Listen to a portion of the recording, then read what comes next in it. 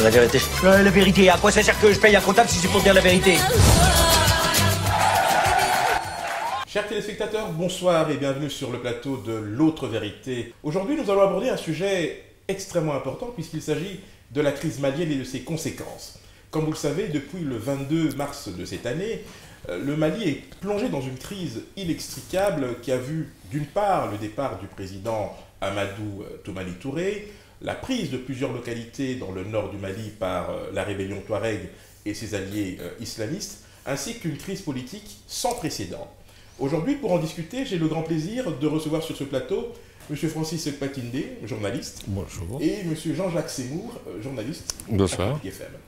Ainsi donc, amis téléspectateurs, cette situation qui embarrasse notamment la CEDEAO va devoir, dans les prochains mois, en principe, si tout se passe bien, trouver un début de solution. Il y a d'une part le fait que la CEDEAO a décidé finalement de lever l'option de la mise en place d'une force panafricaine. Francis Ekpatinde, le moins que l'on puisse dire, c'est que depuis la prestation de serment du président Traoré, les choses ne se sont pas nécessairement arrangées au Mali. On est tombé de Karim Ansila. La situation est totalement pourrie, elle est incontrôlable et on ne sait pas qui dirige actuellement le Mali. Vous avez plusieurs forces en présence. Le président de la République, Dioncounda Traoré, qui n'est pas élu, qui tire sa légitimité d'un arrangement avec la Constitution. Un Premier ministre qui a toujours vécu à l'étranger, qui est revenu au Mali pour diriger le gouvernement. Et vous avez le capitaine Sanogo qui est toujours reclus dans sa caserne à Kati et qui continue de piloter les choses. Il tire les ficelles il tire encore les ficelles, contrairement à ce qu'on croit. Je crois que le pouvoir se trouve à la caserne de Kati. La deuxième dimension de ce problème, c'est que vous avez aujourd'hui, à la veille du coup d'État, toutes les grandes villes étaient encore aux mains du pouvoir central. Mais depuis le coup d'État, les grandes villes du Nord ont été prises et aujourd'hui, la rébellion ou les rébellions occupent les 2/3 du Mali. Parce que le Mali fait 1 200 000 km² et les rébellions occupent 800 000 km². Ce qui est énorme. Énorme, énorme. Vraiment énorme. Ouais. Jean-Jacques Seymour, qu'est-ce que ça vous inspire finalement, tout ça parce que... Moi, je dis qu'il est urgent de retrouver l'unité de l'État. Ça y est, le président va organiser, enfin le président par intérim, va organiser sous 40 jours des élections. C'est une vaste plaisanterie. Où est-ce que vous avez vu qu'on fait des élections dans un pays qui est en guerre? Parce qu'il s'agit de cela.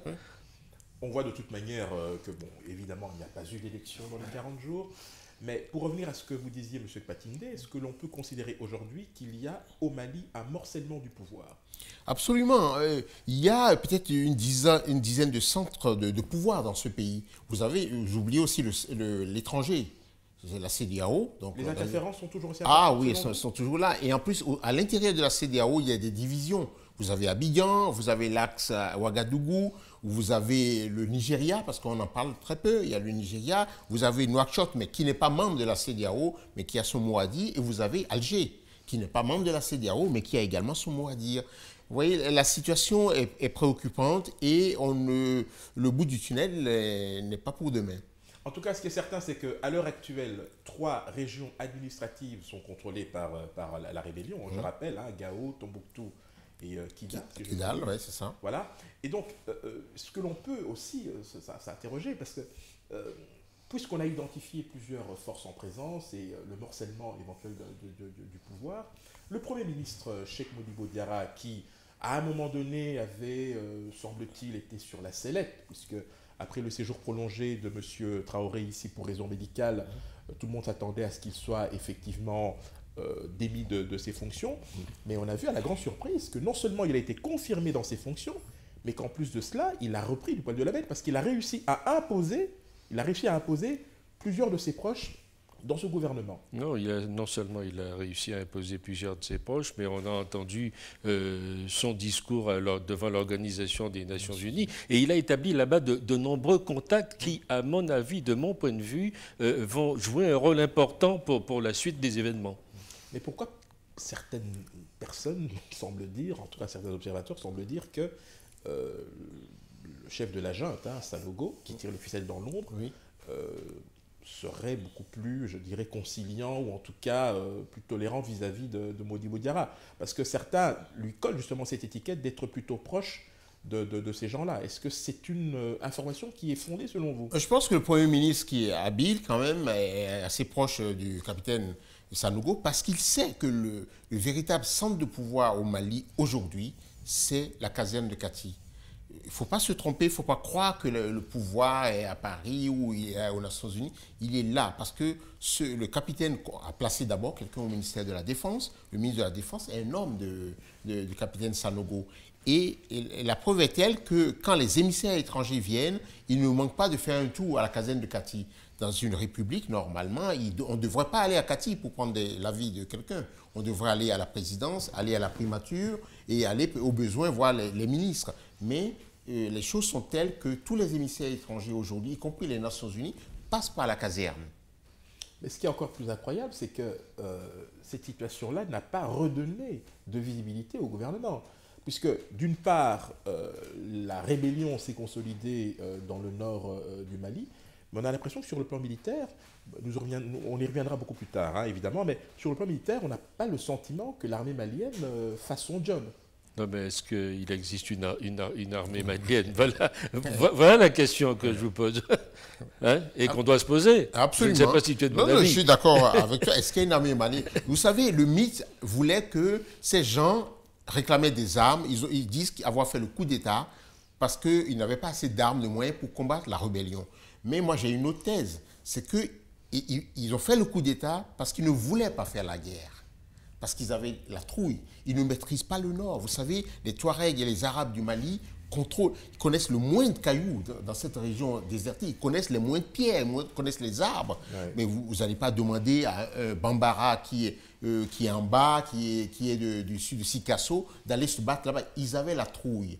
Vous savez, il y a des armes commandées par le président ATT qui sont bloquées actuellement dans le port de Conakry. Et oui, ils sont bloqués parce qu'on ne voulait pas livrer ces armes au capitaine Sanogo et à ses hommes. Parce qu'on ne sait pas si ça en serait peut-être servi pour réprimer la population. Donc la CEDEAO a décidé de ne pas livrer ces armes à l'armée malienne.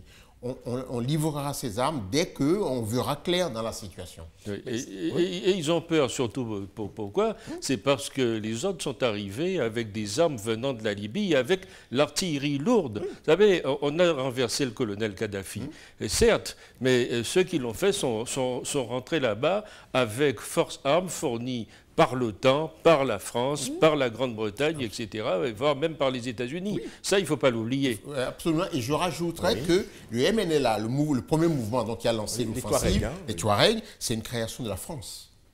Absolument. Ce n'est pas une création de qui. C'est la Mauritanie. Vous allez vous faire des amis. Hein. Ah ben vous voyez, c'est une création de la France. Leur porte-parole est étudiant à Paris, boursier du gouvernement français, et ils ont été entraînés en Mauritanie par les forces spéciales françaises. Et en fait, c'était pour emmerder, le mot est plus fort, le président ATT. Oui. Il ne faut pas oublier que le président ATT est le seul président francophone qui n'ait pas signé les accords d'immigration dites choisis. Il a refusé de les signer. Deuxième chose, contrairement à une rumeur, il s'est toujours opposé au paiement de rançon pour libérer les otages. Il a dit à officiellement, il a toujours dit à Guéant et au président Sarkozy, si vous payez, c'est un engrenage. Ces gens-là demandent de l'argent tout le temps et vous entrez dans un engrenage. Il ne faut pas payer. Et voilà, et on ne l'a pas écouté parce que contrairement à ce que Paris dit, chaque fois qu'on a libéré les otages, on a payé. Vous savez, le Togolais, le Malgache et la dame, tout à fait. C'est contre versement de rançon. Oui, il n'y a pas un otage qui est libéré si son gouvernement n'a pas versé. Les seuls qui ne paient pas, c'est la Grande-Bretagne. La Grande-Bretagne. En tout cas, le remède s'est avéré pire que le mal, parce qu'au fond, faire partir ATT 5 semaines avant la fin de son mandat, c'est contre-productif. Moi, je trouve que c'est le coup d'État le plus bête de l'histoire de l'Afrique. Parce que le monsieur s'en allait au terme de 2 quinquennats dans 5 semaines. Oui. Même s'il est le plus mauvais des chefs d'État, laissez-le partir et faites les choses dans les règles de l'art. Mais vous précipitez un coup d'État qui, aujourd'hui, tout le monde s'en rend compte, est une véritable catastrophe. Mais le procès qui lui est intenté, attentisme, manque de décision, tergiversation, est-ce que ce n'est pas ça qui a finalement motivé les mutins à passer à l'acte? Puisqu'ils étaient visiblement pressé d'en découdre avec mais est-ce qu'on fait un coup d'État parce qu'il y a l'attentisme? C'est l'impatience du pouvoir, l'impatience de prendre le pouvoir, c'est ça. C'est ça le fond de l'affaire. Finalement, vous vous rendez bien compte que lorsque l'on voit ce qui se passe aujourd'hui, avec notamment le contrôle de plusieurs localités donc, administratives, j'en ai parlé tout à l'heure, Gao, Kidal et Tombouctou, on a évidemment la question de l'AQMI qui hante nos esprits et qui pose effectivement le problème du rôle de cette mouvance islamiste dans cette partie du territoire malien. Donc en fait, c'est depuis janvier, donc de janvier à avril, il y a eu une offensive mais irrésistible de la part de ces groupes. Le 6 avril, pour être plus précis, c'est le MNLA qui proclame en fait son indépendance sur l'Azawad. Et Ansardine, qui est en fait une mouvance salafiste, islamique, impose la charia. Alors, avec le recul, est-ce que, au vu de ce qui s'est produit depuis, c'est-à-dire les amputations, les exécutions sommaires, est-ce qu'on a vraiment le sentiment que cette situation pourra être enrayée compte tenu de la faiblesse actuelle de l'État malien, première chose, et deuxièmement, de quelle arme dispose le gouvernement malien, en dehors bien sûr de la CEDEAO et de la diplomatie, pour pouvoir rétablir son autorité? Pour moi, la CEDEAO, pour l'instant, il faut qu'elle réunisse un certain nombre d'hommes, etc. Tout ceci n'est pas joué. Là, maintenant, il faut jouer la carte internationale. C'est ce à quoi... c'est pas une impasse, ça. Mais justement, on a presque tout essayé. On a l'impression qu'on a tout essayé à ce niveau-là. Oui, on a l'impression que tout a essayé. C'est ce qu'a essayé aussi de faire le Premier ministre malien devant l'Organisation des États-Unis.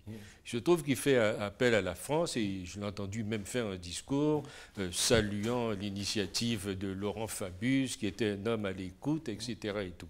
Sauf que la France, elle a 4 otages là, dans ce truc qui sont aux mains de la mouvance islamique.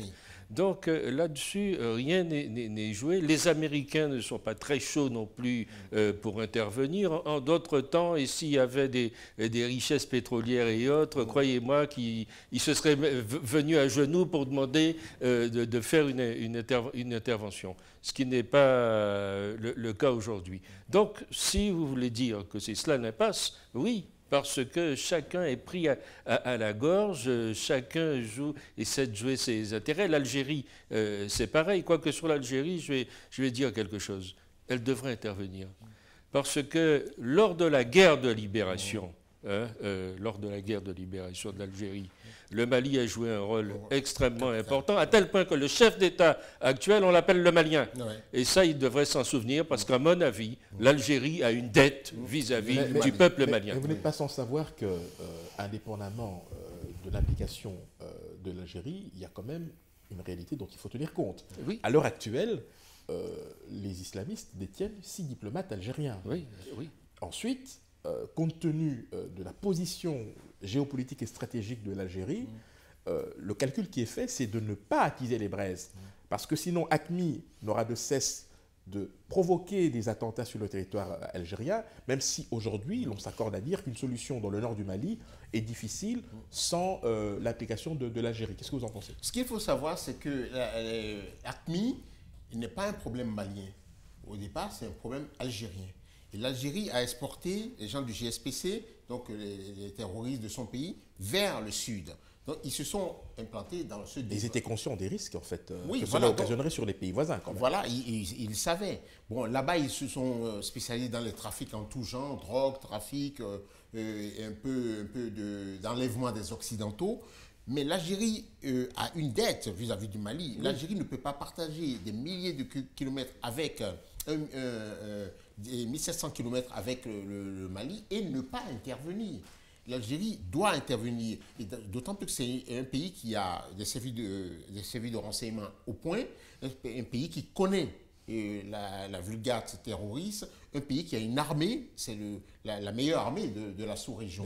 Donc elle devrait intervenir, les Mauritaniens devraient sans doute participer, et bon, les autres pays. Mais le terrain est difficile.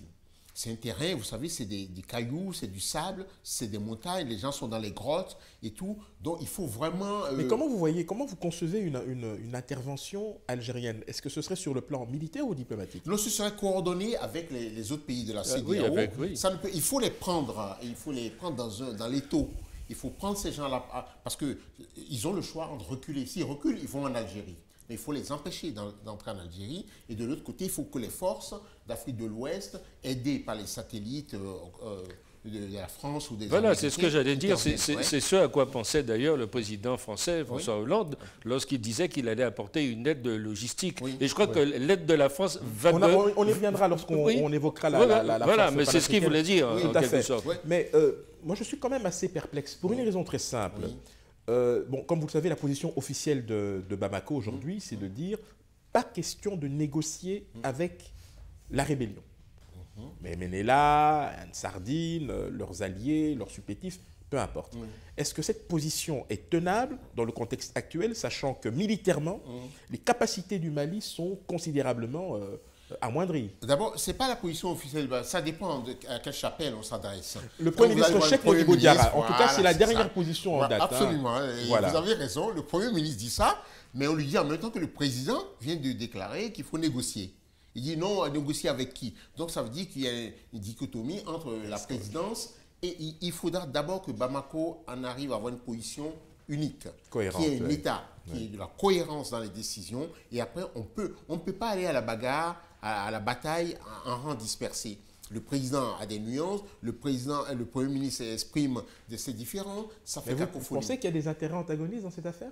Moi, je pense, si. Ils ne sont pas sur la même ligne. Il y a aussi, ils sont pilotés. Il y a toujours quelqu'un derrière, quelqu'un à l'extérieur qui intervient dans le jeu. Il y a le rôle du Burkina Faso qui n'est pas toujours clair. Oui. Bon, À qui profite le crime? C'est la question que... Oui. Mais pourtant, il me semble que c'est la Côte d'Ivoire qui assume actuellement la présidence en exercice de la CEDEAO. Je peux vous dire que le président Ouattara, qui est président en exercice, et le médiateur officiel, qui est le président Compaoré, ne sont pas toujours sur la même longueur d'onde. Longueur d'onde. Alors, pour que c'est des alliés objectifs, parce que Blaise Compaoré a aidé Ouattara à prendre le pouvoir en Côte d'Ivoire. Bien sûr, tout à fait. Mais en dépit de ça, en dépit de cette dette, ils ne sont pas sur la même longueur d'onde. Mais quel intérêt auraient certains pays voisins à voir le Mali s'affaiblir et s'enfoncer davantage dans cette crise, quand on y réfléchit? J'ai pas de réponse. Non. Mais il y a sûrement des intérêts. Et il faut voir ce qu'il y a dans cette zone aussi. Est-ce qu'il n'y a pas de l'uranium? Est-ce qu'il n'y a pas du pétrole? Est-ce qu'il n'y a pas d'autres intérêts? Certains experts le disent, mais on ne l'a jamais vu, ce pétrole. On n'a jamais vu cet uranium. Voilà. Alors, il y a une information qui circule aussi, enfin, en tout cas dans les milieux, les observateurs avisés de cette crise, c'est le rôle du Qatar. Il semblerait que le Qatar intervienne financièrement, en tout cas financièrement, en soutien de cette rébellion. On peut quand même s'interroger sur les motivations du Qatar. D'un côté, le Qatar, grâce à ses fonds souverains, acquiert toute une série d'avoirs à l'étranger, notamment en France, c'est le pays. Et de l'autre, il soutient comme ça, en sous-main, des mouvements rebelles. On peut se poser la question de savoir s'il y a de la cohérence dans tout ça. Il y a de la cohérence, parce que le Qatar, contrairement à ce qu'on nous raconte, ce n'est pas une démocratie. C'est une monarchie complètement moyenâgeuse. Et tout, et ça, il faut oser le dire. C'est pas parce que les Occidentaux font de business avec eux, c'est vrai qu'ils achètent tous les hôtels, les palaces ici, ils achètent même les clubs de football. Et ils interviennent même dans les banlieues françaises aujourd'hui. Dans les banlieues françaises, ils financent le 9-3. Donc, c'est des gens qui sont interventionnés, mais qui ne perdent jamais de vue leur idéologie, c'est-à-dire convertir les gens. Et c'est pas étonnant, ils ont financé quand même l'attaque contre la Libye. Toute la guerre en Libye a été financée, l'OTAN a été financée sur des fonds qataris. Qu'est-ce que ça leur a rapporté? D'abord, une volonté de puissance. Ensuite, le message. Il ne faut pas oublier, le message idéologique passe après. Derrière, ils financent des mosquées. Contrairement à ce qu'on croit, ce n'est pas un régime ouvert. L'Arabie Saoudite, ce n'est pas une démocratie non plus. Voilà. Et ce même Qatar, il est en Libye, il est actuellement en Syrie également. J'ouvre juste une parenthèse sur la Syrie, parce que tout ce que l'on raconte au sujet de cette rébellion est absolument faux. Le Qatar est aussi derrière et finance également. Et il faut souligner une ambiguïté pour nos téléspectateurs. C'est que les Occidentaux, qui ont lutté contre les Al-Qaïda financés par les mouvements qataris, se retrouvent à un moment ou à un autre avec ces mêmes Qataris qui continuent de financer ces mouvements. Ouais. Donc il y a là quelque chose qui n'est pas très facile, qui est très ambigu, dans le Conseil national syrien est très important. Et tout le printemps arabe, toutes ces révolutions aboutissent à quoi? Accouchent de quoi? Accouchent à des régimes islamistes, salafistes. Oui. Et le Qatar est derrière. Le Qatar est derrière tous ces mouvements et il rêve. Vous savez, le nord du Mali, Tombouctou, ça représente quelque chose dans l'imaginaire des peuples musulmans. C'est très, très important. Donc, ils veulent soumettre cette région et le Qatar est derrière. Mais on peut quand même s'interroger sur cette volonté délibérée des islamistes, notamment d'Ansardine et de leurs alliés de l'AQMI, de s'attaquer à tous les symboles culturels et religieux. Parce que très franchement, nous sommes vraiment dans la négation du patrimoine. Comment est-ce que vous percevez cette anomalie, si je m'exprime ainsi, s'attaquer à des choses aussi non, mais ça, c'est pas essentielles. Simplement une anomalie, c'est un crime culturel, mais de la plus haute importance. Est-ce qu'on peut encore parler d'idéologie? Non, mais lorsqu'on sait, parce qu'il faut le dire, l'empire du Mali, c'est quelque chose dans l'imaginaire des gens, pas seulement des Africains, mais du monde entier. Et quand on voit ça aujourd'hui, mais c'est inacceptable. Oui, c'est inacceptable, voilà le mot. C'est inacceptable. Vous savez aussi, il y a une chose, c'est qu'il y a certains vivent du business des otages. Ce n'est pas souvent souligné ça. Monnaie d'échange. Oui, il y a des États africains qui vivent de ça, parce qu'ils interviennent, médiateurs par-ci, on ne sait pas qui prend, qui relâche, et puis les gens se sucrent au passage. Vous savez, on paye des rançons et vous prenez votre pourcentage. Alors, on peut aussi s'interroger finalement sur les motivations d'AQMI. En dehors du business des otages, dont ils se sont fait une spécialité, on peut quand même convenir d'une chose, c'est qu'ils sont progressivement parvenus à instaurer une forme de psychose dans la région et d'autre part tirer profit de la chute du régime de Kadhafi en accueillant ou en tout cas en élargissant sa base à des gens qui, eux, pour le coup, avaient quitté donc, le territoire libyen suite à ce conflit et qui sont aussi à la recherche finalement de sultanats, si je peux m'exprimer ainsi, de zones qu'ils pourraient placer sous leur autorité ou sous leur contrôle pour y instaurer une forme de charia. Mais est-ce que tout cela reste dans l'ordre des choses? Est-ce que c'est quelque chose que l'on peut continuer à accepter au niveau de la communauté internationale d'une part, mais est-ce que cela n'a pas été une des raisons pour lesquelles, aujourd'hui, avec le recul, la CEDEAO peut être considérée comme n'ayant pas joué pleinement son rôle? Et là, je me permets d'ouvrir une parenthèse. La CEDEAO avait déjà été critiquée en son temps dans le processus électoral chaotique de la Côte d'Ivoire lorsqu'il y avait l'antagonisme entre Ouattara et Gbagbo. Est-ce que là, encore pour le coup, et indépendamment du fait qu'une option ait été levée pour la force panafricaine, est-ce que là encore, la CEDEAO n'a pas fait étalage, une fois de plus, de son incapacité? Moi, je ne dirais pas ça. Les choses se sont passées ailleurs. Vous savez, il y a eu plusieurs chefs d'État africains, j'en connais au moins 2, qui ont alerté les Occidentaux quand ils bombardaient la Libye. À ce point-là? Ah oui, qui leur ont dit, faites attention. Mais c'est très grave, ça. Parce que nous, on va recevoir, les gens là vont revenir chez nous. C'est cela. Et ils vont, avec des armes sophistiquées. Vous risquez de nous déstabiliser. Est-ce que vous avez pensé à ça? Non, alors on a continué de bombarder. Et maintenant, les gens sont partis, on les a laissés passer. Je vous fais remarquer que le Mali n'a pas de frontière avec la Libye. Non. Le Mali n'a aucune frontière avec la Libye. Ces gens sont arrivés armés, lourdement armés, en passant par des pays tiers, soit l'Algérie, soit le Niger. Et on a laissé les colonnes partir. Et on ne les a jamais bombardés. Ils sont venus et on a vu ce qu'on a vu. Ils sont maintenant, aujourd'hui, mieux armés que l'armée malienne. C'est ça le problème. Ça, c'est une vérité. Et les chefs d'État du Niger, du Mali, ATT, ils ont attiré l'attention des Occidentaux là-dessus. On ne les a pas écoutés. Voilà, ils n'ont pas été écoutés. Ce qu'il dit est absolument juste. Kadhafi, on peut lui reprocher des choses, mais il était jusque-là un catalyseur.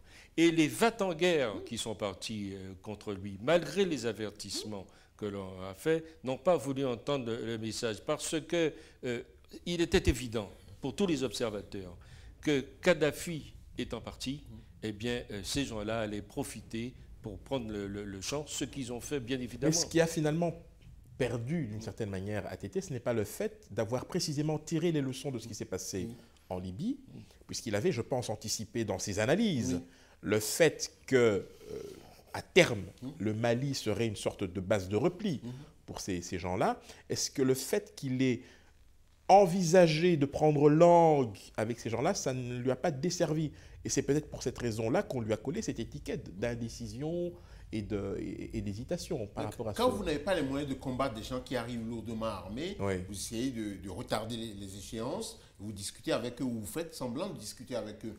La vérité est telle que les armes qui sont bloquées à Conakry, dans le port de Conakry, n'ont pas été commandées par le capitaine Sanogo. Mais à ce jour, ces armes sont toujours bloquées Ils ou sont bien... toujours bloquées.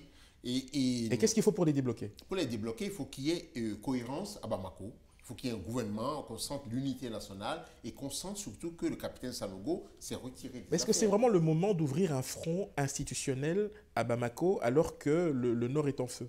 Oui, mais si vous envoyez ces armes-là, on ne sait pas à quoi ça va, quelle garantie. Ces armes, il vaut mieux qu'elles servent aux troupes de la CEDEAO qu'aux troupes du capitaine Sanogo. Parce qu'on n'est pas sûr qu'il ira au front, qu'il ne va pas retourner ces armes-là contre les institutions de la place. On parlait tout à l'heure de l'attitude de la France. Qu'est-ce qu'elle va faire derrière cette affaire? On dit qu'en sourdine également, les États-Unis ont été convaincus de pouvoir venir aussi dans ce secteur aujourd'hui. En tout cas, le commandant en chef de l'Africom, lui, a plutôt appelé aux négociations. Oui, mais alors, négociation ou guerre? Voilà le dilemme dans lequel nous sommes aujourd'hui. Oui, bon, négocier, ça n'avance pas. On négocie depuis plusieurs mois. Hein. On négocie, il y a plusieurs canaux de négociation, ça ne donne pas grand-chose. La seule option, c'est la guerre, selon vous? Il faut faire très attention. Normalement, on doit être contre la guerre, mais à un certain moment, il faut faire la guerre pour avoir la liberté. Et précisément, à propos du rôle de la France, on a vu, en tout cas lorsque François Hollande a fait son discours à l'Assemblée générale des Nations Unies, il a très clairement dit que la France était prête à apporter une aide logistique et éventuellement des conseillers. Hein, mais est-ce que cela l'exonère pour autant de toute responsabilité dans la manière dont pourrait être finalement résolu ce conflit? Non, mais déjà, c'est quelque chose de donner des informations, des renseignements, de la logistique et tout. Vous savez, vous gagnez la guerre quand vous avez une bonne logistique, que vous avez la bonne information sur la situation géographique, la localisation géographique des gens. Vous avez gagné déjà la moitié de la guerre. Après, il faut les hommes. Et les hommes, ça peut être des Africains. Mais Paris est quand même, je pense, dans une situation délicate. À cause des otages. Notamment, et le fait que les dégâts collatéraux ne sont pas à exclure, compte tenu du fait que plusieurs pays, en tout cas plusieurs organisations terroristes, ont appelé à commettre un certain nombre d'actions sur le territoire français. Est-ce que Paris n'est pas plutôt dans un rôle de facilitation dans cette affaire? Parce qu'au fond, qu'est-ce que Paris perd en disant « je suis prêt à apporter une aide logistique, éventuellement matérielle avec des conseillers militaires », en sachant que le processus de mise en place de cette fameuse force panafricaine peut prendre du temps? Oui, mais c'est ce que je disais tout à l'heure. Cette force panafricaine, de l'eau va couler sous les ponts avant qu'elle ne soit mise en place. Non, ce qui est étonnant, c'est qu'à l'heure des satellites, des drones, etc., on ne soit pas encore arrivé à bien déterminer, parce que c'est ça le problème de la France, savoir où sont ses otages. Ouais. Or, vous pensez bien qu'AQMI a dû disséminer, parce qu'on nous les montre quelquefois sur des vidéos, tous rassemblés, mais on est allé les extraire d'un point à un autre, etc. Et tout ça, ça pèse. Il y a la pression aussi des familles ici. Moi, je connais parce que je suis particulièrement un de mes compatriotes et depuis tous les autres maintenant, il y a une réelle inquiétude. Les familles ne veulent pas qu'il y ait une quelconque intervention. Donc, c'est bien ce que dit Hollande. Son discours est beau. Il y a sûrement des conseillers qui sont déjà sur le terrain, etc. Et tout. Mais il y a un hic. Il faudra savoir... il ne l'a pas dit tout à l'heure, mais il va savoir choisir le moment. Et ce moment, c'est quand? Personne ne le sait. Et puis, il y a l'attitude de l'Algérie, moi je regrette, qui est aussi ambiguë dans cette affaire. C'est vrai, elle a des diplomates depuis plusieurs mois, elle aussi, sur le terrain. Cette question des otages est pour moi un truc central dans le truc de ce conflit, pour voir le moment où il va falloir libérer ce pays. Parce que ce pays, il va falloir le libérer et il va bien falloir que le Mali retrouve son unité. C'est absolument essentiel. Mais on peut aussi considérer que c'est un pari risqué pour François Hollande, parce que, vu les difficultés actuelles qu'il a sur le plan intérieur, s'exposer comme ça à des représailles islamistes en étant beaucoup trop impliqué dans les recherches d'une solution à cette crise. Oui. Non, il y a Comment l'équation des otages. Bien sûr. Bon, c'est vrai qu'il ne peut pas se permettre aujourd'hui de laisser mourir, de faire prendre le moindre risque à ces otages français. Il va le payer au plan national. Il y a une autre chose, je ne pense pas qu'il y aura des attentats à la bombe en France maintenant. Le système En cas d'application mais de en Paris. revanche, il y a des intérêts français à l'étranger. Vous savez, il y a des vols Air France tous les jours qui vont dans certains pays. Vous savez que depuis quelques mois, les vols Air France ne peuvent plus atterrir ni décoller de Niamey sans être précédés d'un tour de piste en ULM. Pour quelle raison? Les ULM, c'est pour vérifier si dans le périmètre de l'aéroport, il n'y a pas des gens embusqués. Donc parler de drones, en fait, ce sont des drones. Oui, c'est ça. En fait, c'est des ULM. J'ai vérifié l'information. C'est des ULM avec des gens qui voient dans le périmètre. Et ça, c'est la France qui a apporté ce dispositif? Oui, c'est les services de sécurité du Niger et de la France. D'accord. Et c'est pour assurer notre sécurité à nous qui voyageons, qui allons dans ces pays. Parce que ces gens peuvent frapper les centres culturels français à l'étranger, peuvent frapper les restaurants, les bars, les lieux où se regroupent des Français ou des Occidentaux, mais également des sociétés comme Air France. Oui. Vous savez, la puissance de feu de ces gens-là est terrible. Regardez ce qu'elles ont fait en Libye, avec l'ambassade américaine. À Benghazi, oui, tout à fait, voilà. effectivement. Donc il faut y aller franco, il faut frapper fort. Une chose est le MNLA. Le MNLA, je vous l'ai dit, est une création française. Mais le MNLA est hors course maintenant. Il est hors jeu.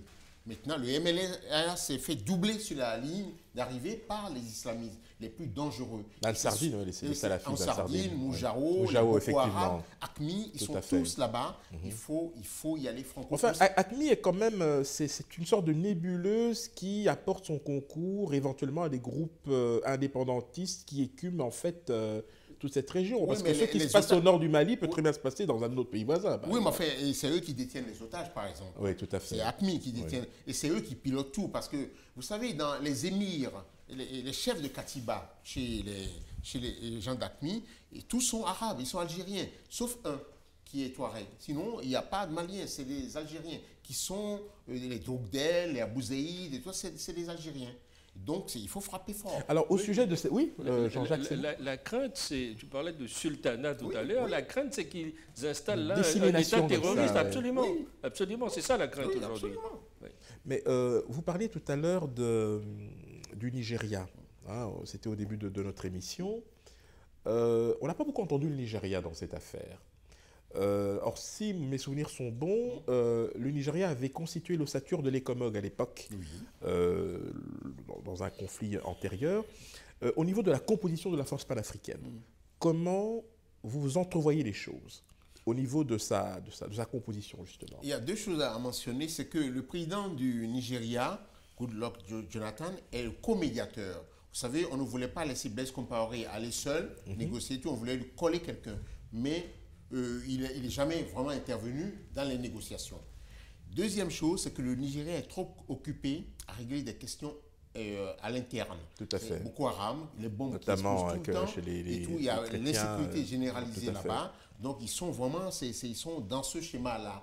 Mais il va sans dire que quand il y aura une intervention, je crois savoir qu'il y aura des troupes nigérianes là-dedans, même si les troupes nigérianes ne sont... C'était plus facile pour eux d'intervenir au Libéria. C'est un pays anglophone, c'est un pays où on parle l'anglais, donc ils ont constitué avec le Ghana l'ossature de l'ECOMOG. Mais je pense qu'il y aura des troupes dans la future force d'intervention au Mali. C'est une bonne idée d'installer le quartier général de cette force à Bamako? On ne voit pas où ils peuvent le mettre. Hein. Non, Autre part qu'à Bamako, il n'y a qu'à regarder la carte. L'emplacement, il est là. C'est l'emplacement idéal. Mais est-ce que vous pensez que tant qu'il n'y aura pas eu de clarification au niveau institutionnel, c'est-à-dire tant qu'il n'y aura pas une cohérence dans la position de Bamako, on risque d'avoir en permanence deux discours, celui de Cheikh Modibo Diarra et du président Traoré? Absolument. C'est pour ça qu'il faut d'abord que les Maliens commencent à régler leurs problèmes à l'intérieur, qu'il y ait une seule voix. Vous savez, je vais vous donner un exemple. La dernière lettre qui a été envoyée au secrétaire général des Nations Unies pour demander l'intervention des troupes. Qui l'a signée? Ah ben voilà, bonne question. Cette lettre aurait dû être signée par une seule personne, le président de la République. Oui. Et elle est signée du Premier ministre et du président de la République. Il y a deux cachets sur cette lettre. Et je peux vous dire même que le nom du Premier ministre est plus en hauteur, et son cachet plus en hauteur que le nom du chef de l'État. Mais cela ne tient profite-t-il pas du fait que le président Traoré, en l'occurrence, est un président intérimaire et que tant qu'au niveau électoral, la question ne sera pas tranchée, on sera toujours dans cette ambiguïté. Ça montre une diarchie à la tête de l'État, et ça montre une cacophonie, et ça montre surtout que le pouvoir n'est peut-être pas là où on le croit. Ce n'est pas au palais de Koulouba, mais le pouvoir au camp militaire et à la primature. Et à la primature. Ouais, d'ailleurs, quand on voit les images du Premier ministre à l'Assemblée générale des Nations Unies, on se dit, mais c'est lui le patron. Oui. C'est ça. Et pourquoi le président n'est pas allé à New York? Mais les élections sont envisageables dans le contexte actuel? Non, pas dans le contexte actuel. Non, c'est ce que je disais tout à l'heure, c'est une plaisanterie. Vous n'allez pas organiser des élections 2/3 occupées par l'ennemi. Voilà. Vous ne pouvez pas faire campagne à Kidal, ou même jusqu'à Mopti, vous ne pouvez pas faire campagne. Parce que ces gens sont quasiment aux portes de Mopti. Vous voyez? Et pour revenir à la question de la logistique, vous savez, Bamako, c'est important. Pourquoi? D'abord, c'est un aéroport international. Il faut des avions de transport de troupes pour intervenir là-bas. Il faut débarquer des blindés. Vous ne pouvez pas les débarquer ailleurs. Il y a un autre aéroport qui est à Sévaré, qui est pas loin de Mopti. Oui. Là, on pourra l'utiliser dans un second temps. Chers téléspectateurs, nous abordons à présent la dernière partie de notre émission avec les questions humanitaires. Je saisis cette opportunité pour souhaiter la bienvenue à ceux qui viennent de nous rejoindre. Vous êtes bien sur le plateau de L'Autre Vérité. Cette émission est consacrée à la crise malienne et ses conséquences en nous interrogeant sur la question de savoir s'il s'agit bien d'un dégât collatéral de la chute du colonel Kadhafi. Francis Patindé, on l'a dit tout à l'heure, les questions humanitaires ne sont pas toujours prioritaires, devrais-je dire. Encore heureux que les populations, que certaines communautés en tout cas s'organisent pour venir en aide à leurs proches ou à leurs semblables qui se trouvent de l'autre côté. Est-ce que vous avez le sentiment que de ce point de vue-là, la communauté internationale a joué pleinement son rôle? Bon, c'est bien que des Maliens s'organisent pour aider leurs parents de la partie du septentrion, mais je dirais que moi je travaille pour le HCR longtemps, donc ils ont des problèmes de sécurité.